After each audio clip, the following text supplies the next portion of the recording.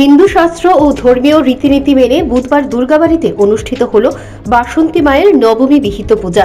এদিন দুর্গাবাড়িতে বলি অনুষ্ঠিত হয়, ফলে সকাল থেকেই দুর্গা মন্দিরে দর্শনার্থীদের ভিড় জমতে থাকে। বাসন্তী মায়ের মহানবমী পুজোতে অংশ নিয়েছেন অর্থমন্ত্রী প্রণজিৎ সিংহ রায়। তিনি মায়ের কাছে পুজো দিয়ে পরিবারের লোকেদের সুখ শান্তি কামনা করলেন। এটা তো অত্যধিক দিন আর আমাদের দুর্গাবাড়িতে ঐতিহ্যশালী এই মায়ের মন্দির সারা রাজ্যের মানুষের এক সুখ শান্তি মঙ্গল আমি কামনা করি, কারণ মাই একমাত্র ভরসা আমাদের এই রাজ্যের সমস্ত মানুষের সুখ শান্তি বজায় রেখেছেন।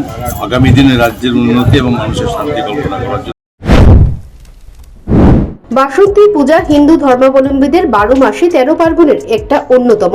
এই পূজাকে ঘিরে হিন্দু ধর্মের মানুষেরা আনন্দে মেতে ওঠেন। বৃহস্পতিবার দশমী পূজার মধ্য দিয়ে বাসন্তী দেবীর পূজার সমাপ্তি ঘটবে। Bureau report, news prime Tripura.